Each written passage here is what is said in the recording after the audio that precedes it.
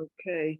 So welcome, everyone. This is the first time we're doing this, speaking with team captains in advance of submissions, but this is a new subject and it's a combination learning experience for students and even to a degree the judges. And we're all excited about the topic of electrification and batteries are key. So we've received a few sets of questions. Some of the questions were too specific, as if we would want Mr. Diller to solve the design problems. So we're asking him to kindly speak in general terms to give you some knowledge, guidance, insight, but without, doing the work for you. So that's where we're going. And I'm going to ask John to read the questions and answer them. And from now on, I'm going to go into mute and Very good. You are successfully muted, Roberta. And thanks everybody for making time to join me today. I appreciate it very much. Let me begin by sharing first the screen with the larger group of questions that I initially received from the participants. And if somebody could nod and tell me that the screen is successfully being shared and we can all see the PowerPoint. I got a nodder for me. Oh, good. I've got a nodder. Thank you, Roberta. Okay. So you began with a very good summary of the powertrain design considerations, which is excellent. And getting more definition and resolution on this is going to be helpful to us in selecting the best possible application. Sorry, Mohammed, any questions?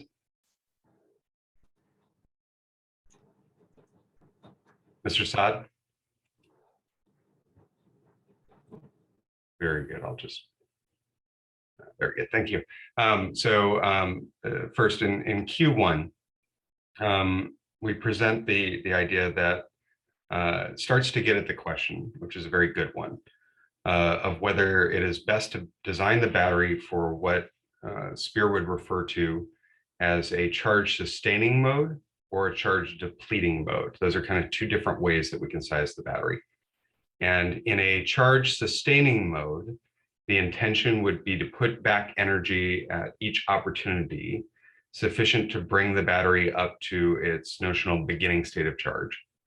And a charge depleting mode would allow the state of charge of the battery to decline over the course of the day. We'd put a certain amount back, but we wouldn't necessarily try to get it all the way back to its starting point.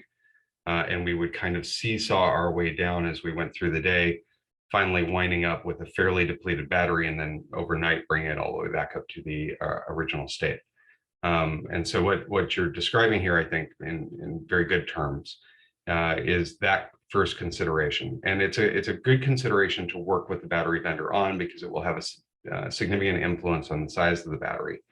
And it is the sort of thing that SPEAR can work through and provide some good input to. I apologize for not having been able to take enough time to do that analysis ahead of our discussion, but I will be able to produce that output with a little bit more time. First of all, we had a description of the power requirements to execute the journey in the first paragraph of question 1. And we described two different possibilities. One possibility where we would use 12 knots as the baseline and we would consume 281 kilowatt hours over the course of executing the journey. And we described another circumstance where we might face up to a 7-knot current and we would be applying enough power to maintain that 12-knot speed. And if we did that under the conditions of that current, we would consume 887 kilowatt hours. Did I describe that appropriately? Could the author of the document confirm for me that I understand that properly? Yeah, that's about right. Yeah. And so that I understand, it would be nice if I could to ask you to modify this document a little bit to show me on a map how I would consume that energy and under what circumstances, because what we're going to have to do in the course of sizing the battery is make our best estimation of how often the more aggressive case would occur, so that we know how to consider the impact of those more aggressive cycles to the life of the battery. And so that's something that I would ask as an add. And so down here we have a table that describes the function of the vessel. And help walk me through this to make sure I understand it properly. We start in the morning at Guadalupe, fully. So this is an example to the return journey schedule. So you would start the journey at one end of the route, and it would be fully charged, and then you would go down the route. You would get to the end, stopping at the middle location, and then you would charge at the end for 13 minutes, and then start the return journey at the next hour sharp, and repeat the process, basically doing these return journeys throughout the day, and eventually recharge at noon or thereabouts. Good, then I understand that fairly well, I think. So the 4-minute stop at Circuit, would we consider that a full stop at hotel load only? Or Yeah, that's how I considered it in the feasibility calculations, which I did from, I guess, first principles, right, first principles approach. Yeah. right. And so in the Circuit stop, would we be moored and would we be taking passengers? Yeah, it's Will a you- normal stop. Will you be No, pushing? no charging. Will you be pushing the dock? There might, if you mean using bow thrusters or something along those lines, potentially, yeah, those might be included, but that's in the auxiliary loads. We're going to kind of want to watch out for that because that does. आपका camera बंद है ना? हाँ ये शुक्र है camera बंद है. Mr. Kalwar, any questions? Yeah, kindly mute, please. Not unless you're asking questions. I got it. Okay, cool. So thank you, Mr. Tudor. That helps clarify. And I'll drop to hotel load in the circuits, but we'll want to keep an eye on that, let's say, as we go along, so that we don't underestimate the amount of power consumed. Yeah, if I could just clarify something, when I put in the power requirements for the whole route, that is including the hotel loads and the propulsion loads, like that's including everything from one end of the journey to the other. And obviously, I did not want to put in the whole details of how that's calculated throughout the route. So that's why I only put in the final energy requirement. If you would like to get more detail, then I'll be willing to provide that to you if it would help in the battery sizing calculations. It will produce a better sizing calculation because if you will, the transit power is what I'm really interested in during that transition between Guadalupe and the circuit, between the circuit and Lawton, between Lawton and the circuit, and between the circuit and Guadalupe. So those are each going to be different power profiles, and they should be, I think they should be different enough to be worth considering, if that makes sense. And so I will ask for a little more detail there. I'll begin by sizing around these considerations, making my best estimations, but we'll want to refine that because it probably will. Ultimately, that'll be pretty impactful. And so given that, but at least coarsely, I understand that in the course of this 10-minute transition between Guadalupe and the circuit, I'm going to be consuming some amount of propulsive power. And it would be lovely to express that in kilowatts, and it's fine to simplify that as saying that it's an average of 400 kilowatts of propulsive power, right, or what have you, over that period of time, and not to express it as kilowatt hours, but to express it as kilowatts over time, if that makes sense, because that'll allow us to be a little more precise in a way that I think will probably be necessary. And so, as I said, we'll describe all of those things. Do you have an idea of how much charging power might be available at each Lawton and Guadalupe? Let's say, considering a kind of a notional baseline of service. Do you have an idea of how much power is going to be available at those locations? That is a bit of a mystery because so far I have not been able to ascertain what the exact power that can be provided by the Philippine grid exactly is. Yeah, it's always a really tough question, by the way. Yeah, that's never easy, but we'll have to again kind of put a stick in the sand and make an estimation. And if we wind up being the solution generally for if it is impossible to get a really good idea or have a good feeling about enough charge power being available to us, to do either the sustaining or depleting modes, then the next consideration is usually the installation of a shore battery, which would provide us with usually a lot more power that we can apply to the batteries. And that just becomes a consideration of the overall effort required to do the installation. And then you balance the shore battery against increasing the amount of service that's available, if that makes sense. And I should be able to provide you course estimations regarding the shore battery and what the shore battery would look like. Although we probably at some point will need to involve additional expertise to address the shore battery, because there are considerations at the shore regarding the nature of the shore battery and the approach to the concept of operations for the charging activity that will be important to us. So the 13-minute intervals, or I should say the actually. They are the charging period that would be available. Right. So just to make sure I do it right, we leave the Lawton dock at 6, and we arrive at the circuit at 6:33. So that means I've got a 33-minute journey there. So I've got a 10-minute journey from Guadalupe to circuit, a 33-minute journey from circuit to Lawton, a 33-minute journey from Lawton to circuit, and then I should have, yes, indeed, I do have a 10-minute journey to Guadalupe.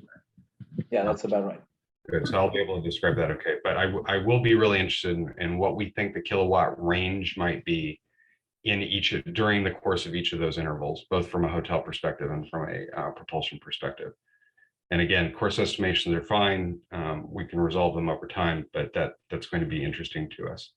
Yeah, definitely. I can imagine that would be very interesting. And we actually have all of these data points across the journey for what the momentary consumption would be. I just haven't put them in the document, that's all. I understand. And a supplemental document is just fine. And show me what you want to show me. The more you show me, the more, the better information I'll put into my calculating tool, and the better information I'll wind up getting. So good. I understand the nature of the power consideration and what I'm going to do with that, so that everybody understands what my job looks like. Is I'm going to work with this document that you see here, which is what we call our sizing tool. It's a highly proprietary tool that we develop and maintain that helps us estimate the size of the battery. Everybody can see here that I'm going to take the information that you give me, and I'm going to build out that information in a table, and I'm going to look at the influence of that profile on the battery on a both momentary basis and over time. Everybody can see the big nasty thing that I'm going to build out here, and you can see that I've got a little bit of data entry to do to create the appropriate profiles for each of the journeys. I'll do that, and that will provide me with the necessary estimations that will be required to do what I want to do. So that's what I'm going to do with the information that you provide, just so that you know what that's going into. Excuse me, just one little moment. Is this really fair? Yeah, no. And this is totally normal. This is what we do every time we talk to anybody about anything. I know, but these are not clients. I'm sorry. They're not clients. They're competing students. Sure. Yeah. And so I mean, I don't want you to. No.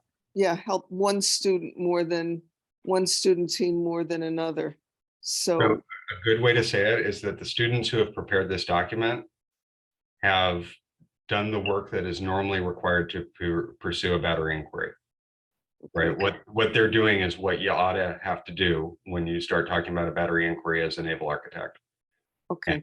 And they've given me the amount of information that is normally required to engage in a battery inquiry, and the additional information that I'm asking for is normally asked for, right? Okay. And we normally started about this place, and we normally ask for a little bit more, and then we do a bunch of churning. And battery vendors make a choice about how they do this sort of stuff with their clients. Battery vendors can make a calculator available to their clients, which has a bunch of simplifications, and kind of let the client work it out on their own. That is a choice that other battery suppliers make.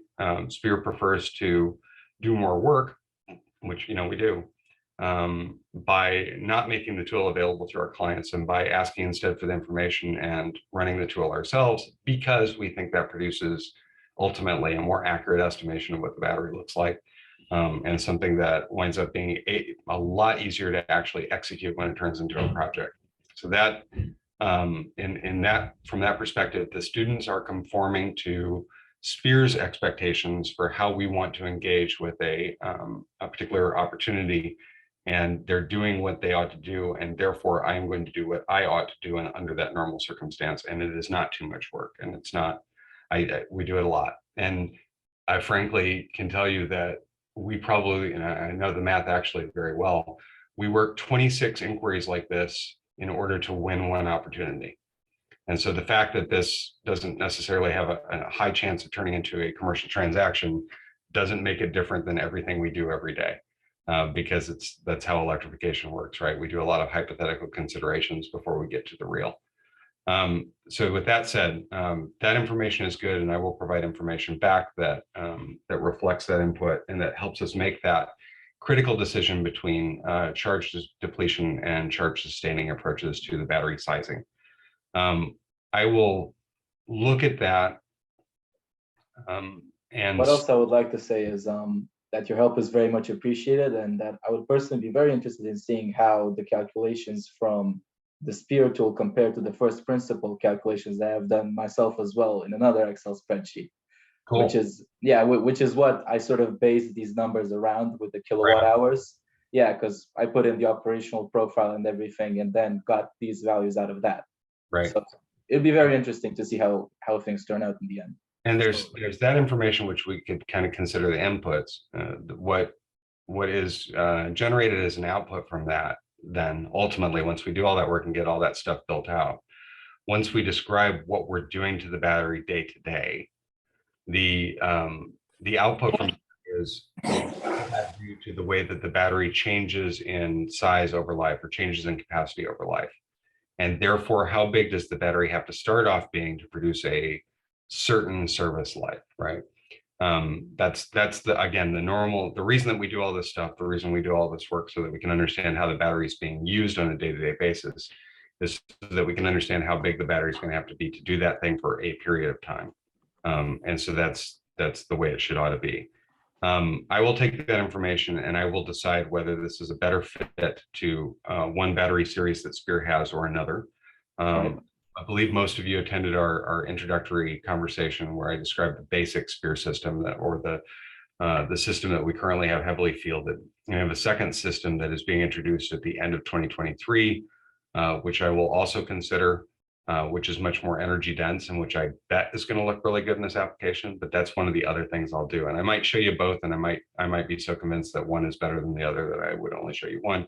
But that will be the decision that I make based on that. So I'll take this information, build a profile, estimate the way that it's going to hit the battery, choose the battery system that's going to be more appropriate to the application, and then start to tell you what potential hypothetical battery installations to serve those various applications would look like in their scale.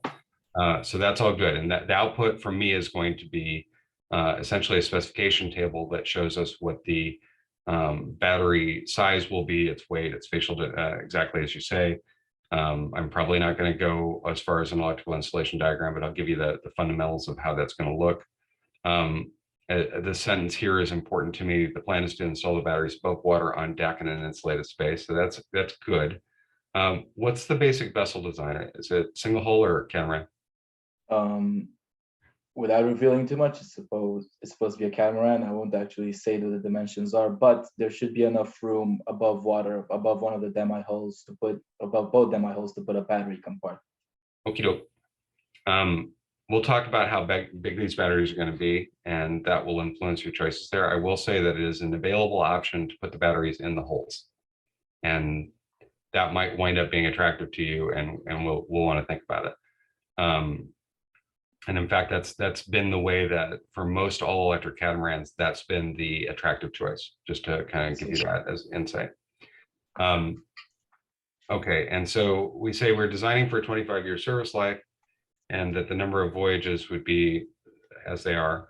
And those are good estimations and good tools for me. And I will tell you what I think the replacement interval of the battery ought to be in order to produce a size that is acceptable. And that's going to be the big crux, right? That's going to be the big choice that we make. At a certain point, the battery is going to get too big, physically too big in terms of mass to be tolerated in the boat design. And that's going to limit how much service life the battery is going to be able to provide, because to produce more service life, we need more battery. I'm sure that will make sense to you as we go along. And so I'm probably going to say something like, I think this ought to be a 7-year battery, because a 7-year battery will be this big, and a 10-year battery would be this big, and a 4-year battery would be this big. And that will give you the trades that are necessary for you to decide which service life you actually want to pursue, and it'll allow us to finalize the design of the battery. Does that make sense so far? Yeah, and also just how easy is it to replace one of these battery modules? Because I suspect that they come as individual batteries coming in modules and then in rows, et cetera, et cetera. Sure. Is it feasible to do a full replacement, I don't know, say yearly, of faulty modules, or is it better to do it all at once every few years? So to put some characterization around what to expect at the end of life, right? One of 3 conditions will be met that will cause us to say this battery has reached the end of its useful life and we need to replace it. We don't expect that individual modules will fall out. That's not normal, and that's not what we've experienced so far in our installations. And so we are generally speaking of the characteristics of the battery as a whole, if that makes sense. And 3 different things could limit the service life of the battery. The first would be that the battery has shrunk through cycling to the point where it is no longer able to have enough capacity to execute the basic mission, right? And the basic mission might be described as executing the longest profile in the route, which would be one of the runs between Circuit and Lawton.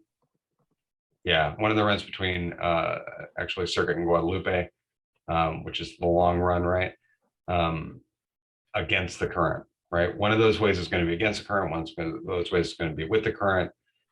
That big leg, right, is going to be what's really interesting to us, because it's going to define the minimum acceptable embedded energy for the battery at its end of life. Does that make absolute sense? Yeah. Right. That's what I'm super interested in. That's why I want to get a little more fine with the power profiles, because I want to understand what that critical number is, because that's the absolute minimum size of the battery at its end of life. And it is possible that we'll do the sizing exercise and we'll say, okay, at year 7, a battery that begins this big will become too small to do that after 7 years, right, of the expected number of cycles. Another possibility is that the battery will become power limited, which I don't really expect, so I'm not going to go into detail on that aspect. And then the third possibility is that the state of health of the battery will go below the level at which SPEAR considers the battery to be aging in a predictable fashion. So what happens with lithium-ion batteries is that once they reach a certain percentage of their original capacity, so let's say 70%, just to use a number, and you could use 80, you could use 60. After batteries reach that certain point, they stop declining in a linear fashion as influenced by the cycles that are being applied to them, and they start becoming irregular. And of course, that's an individual thing that happens to individual cells within the system. And so there's a certain number of modules that begin to fall out. But SPEAR generally suggests that the end of life be limited to the point where the batteries start aging aging in an unpredictable fashion. And so there's an abstract state of health number that we use for that, that again, we consider proprietary, at which we would say, okay, this battery has reached the end of its service life, it needs to be replaced.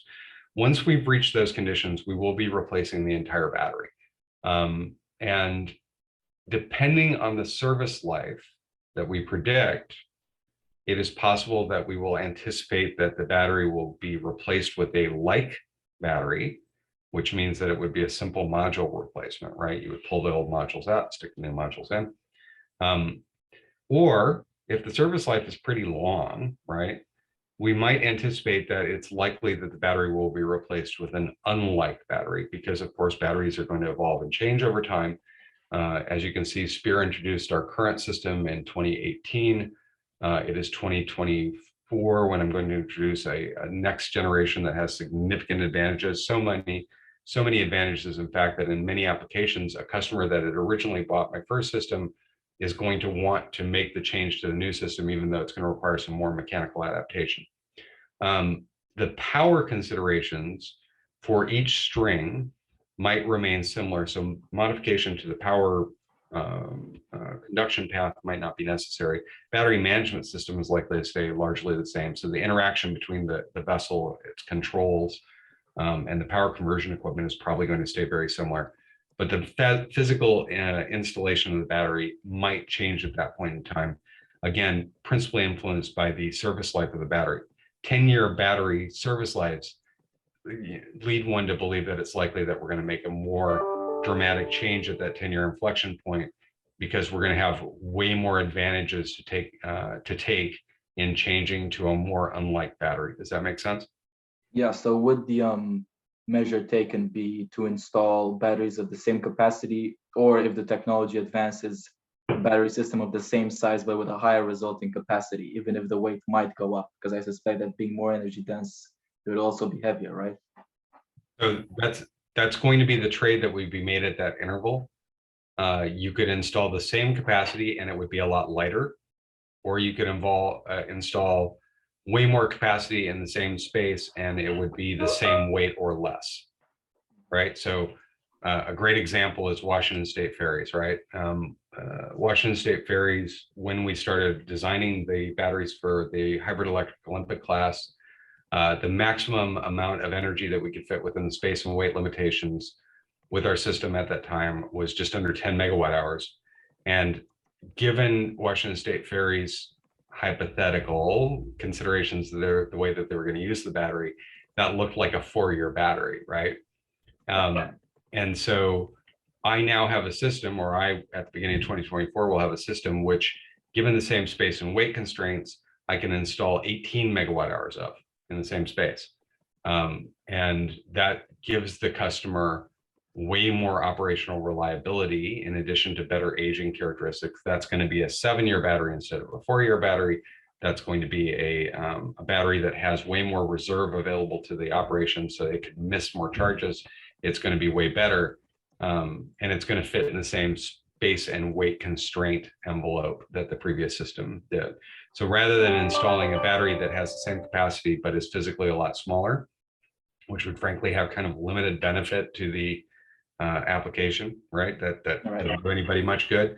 They would, the more natural inclination would be to upgrade the amount of capacity installed and take advantage of that new system's higher energy density and specific energy.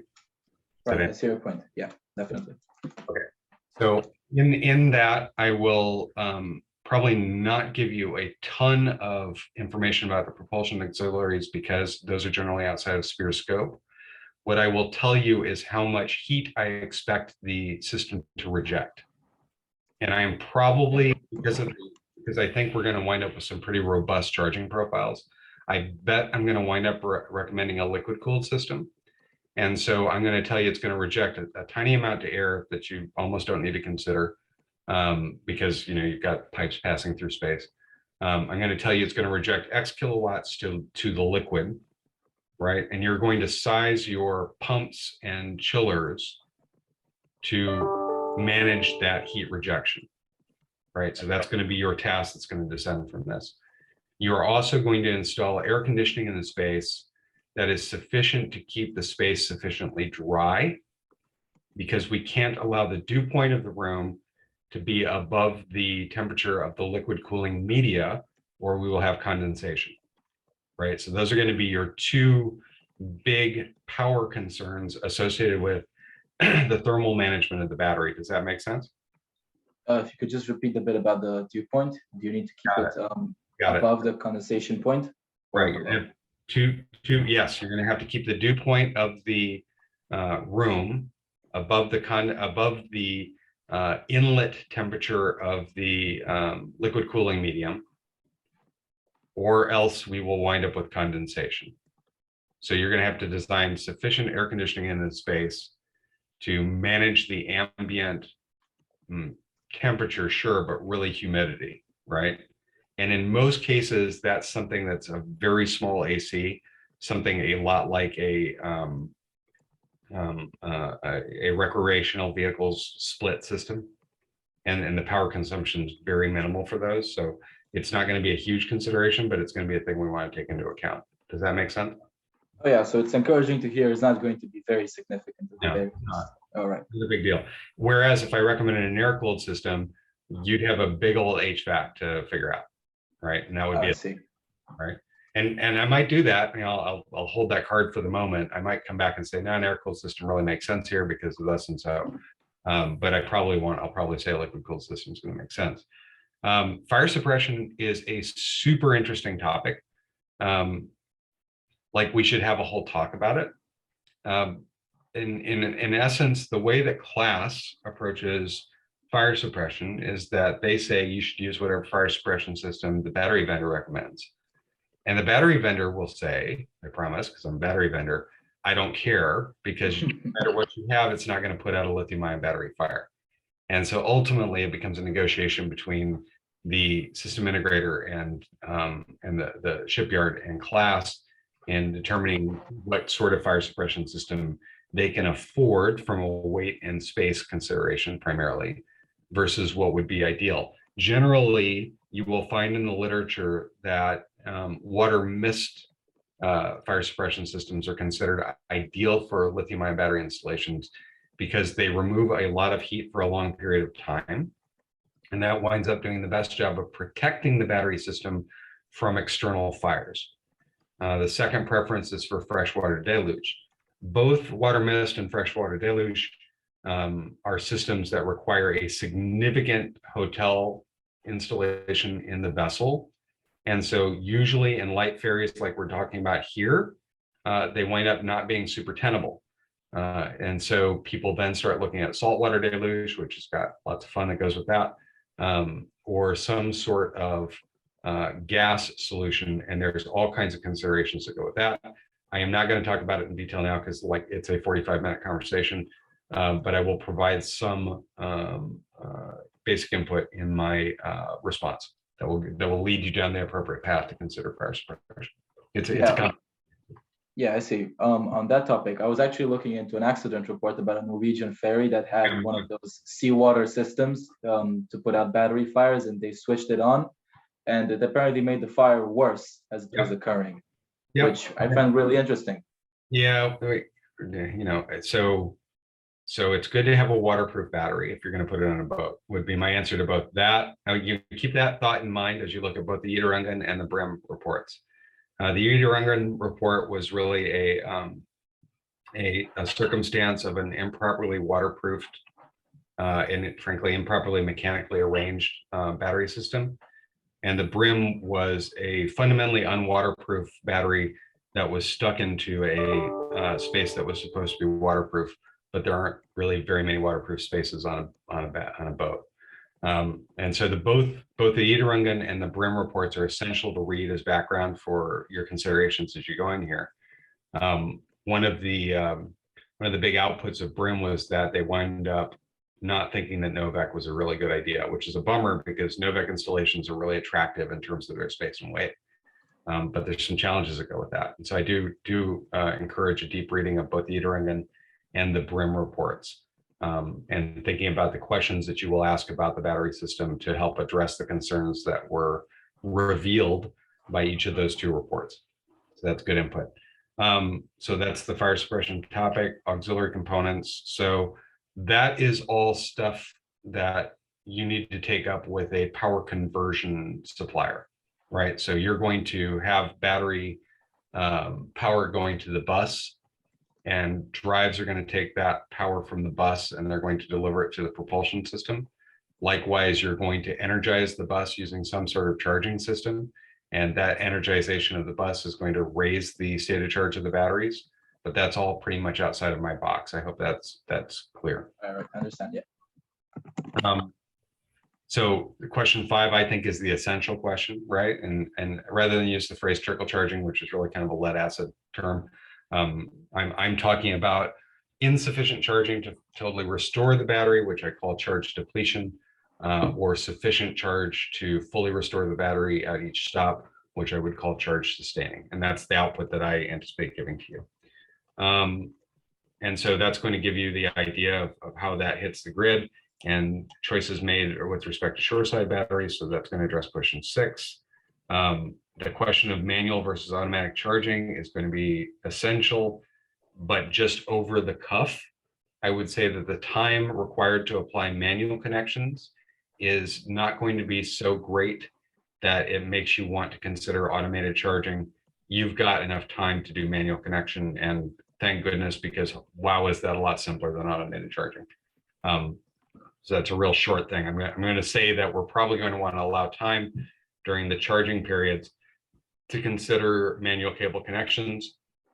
And I will be able, in my response, to kind of help you start to think about what the concept of operations for that charge connection is going to look like, because I've seen a bunch of them. And so we'll be able to take care of that. So where are we going to do the power conversion?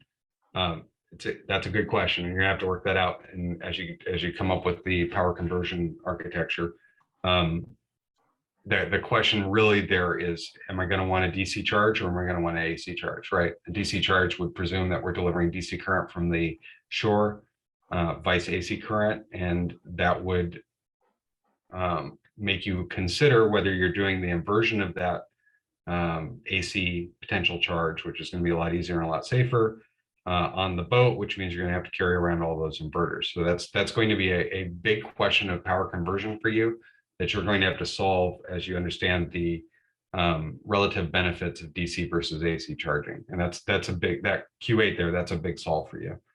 The losses between the batteries and the motor, again, a consideration that really comes from power conversion. The efficiency of the batteries themselves is 95%. And frankly, it's better than that, but a nice conservative estimate is 95%, which that's a round trip value, which means that if you put 100 kilowatts of energy into my battery from the bus, 95 kilowatts are going to come back to you when you take it back out.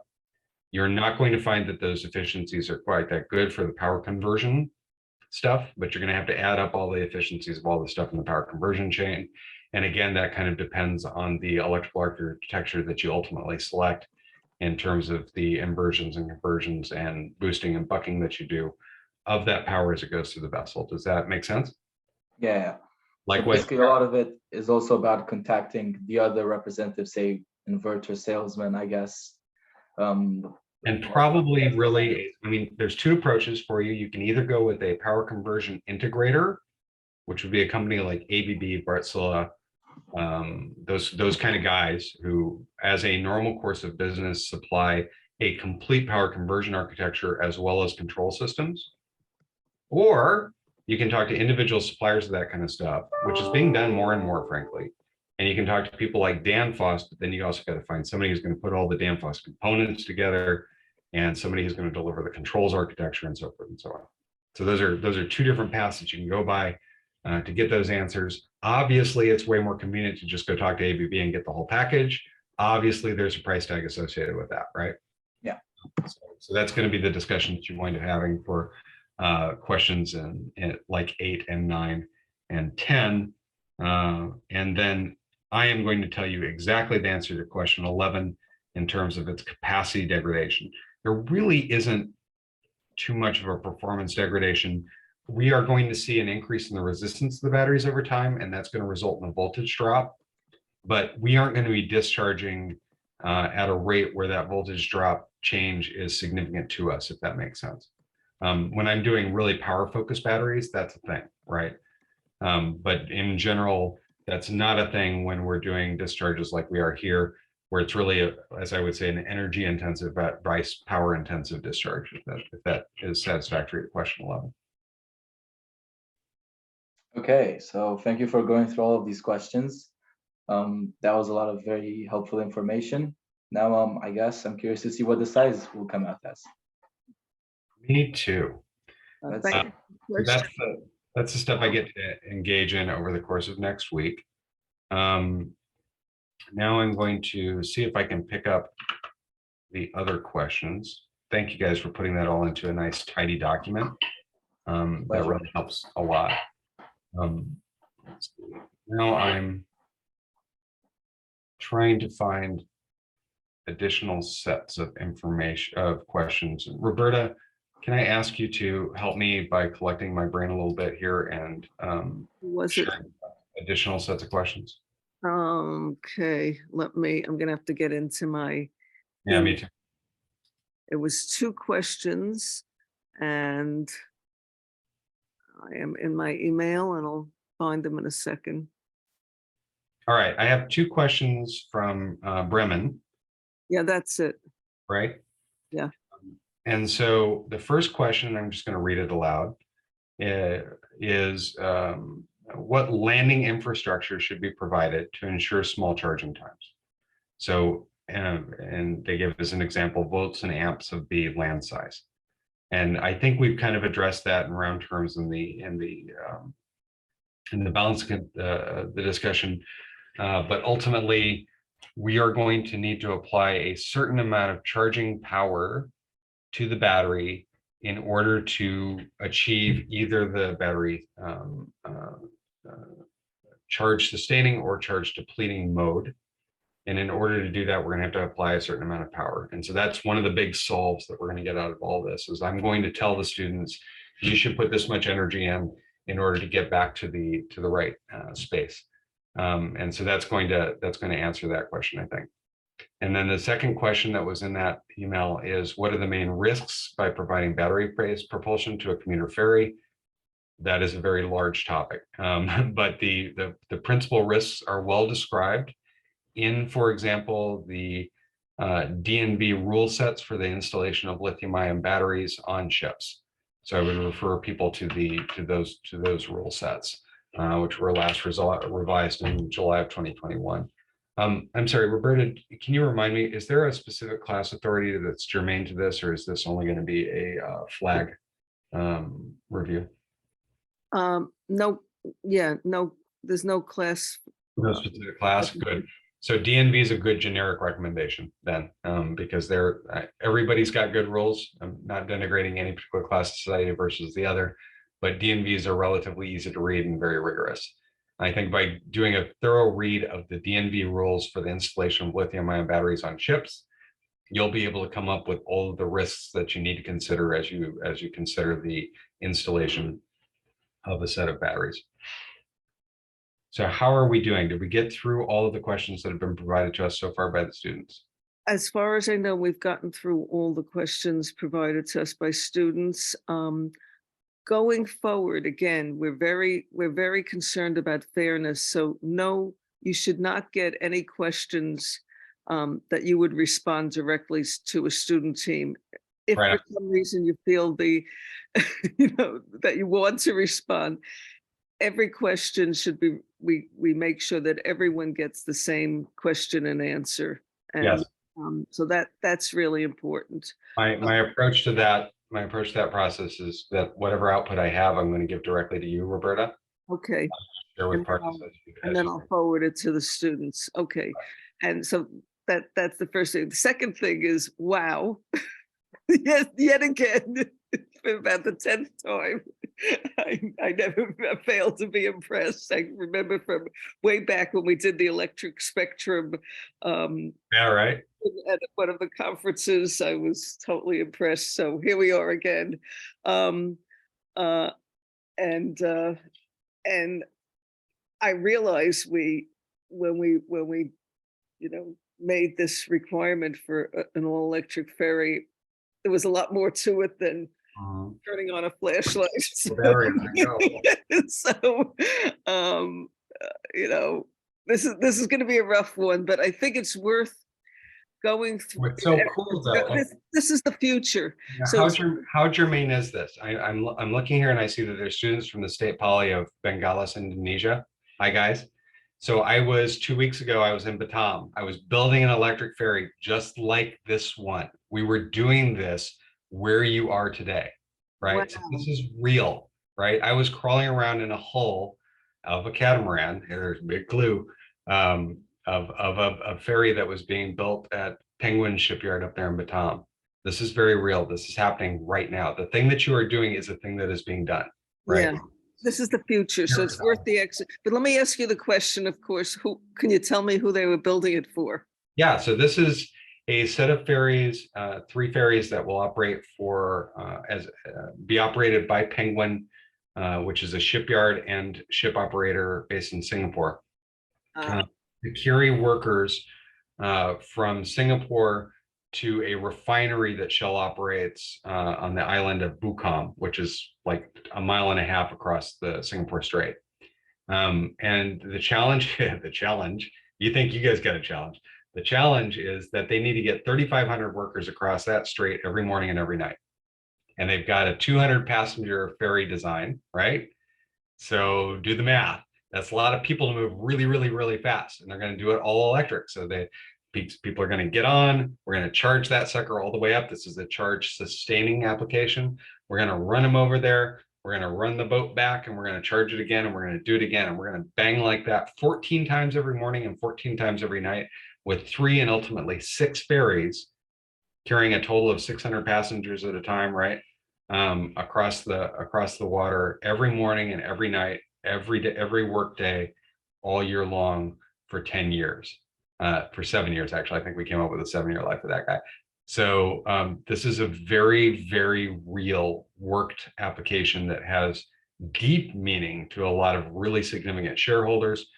The project that I'm talking about is something that Shell is super interested in because they want to be shown to be doing what they can to reduce the footprint of their operations in terms of their impact on the environment in Singapore, which is very meaningful.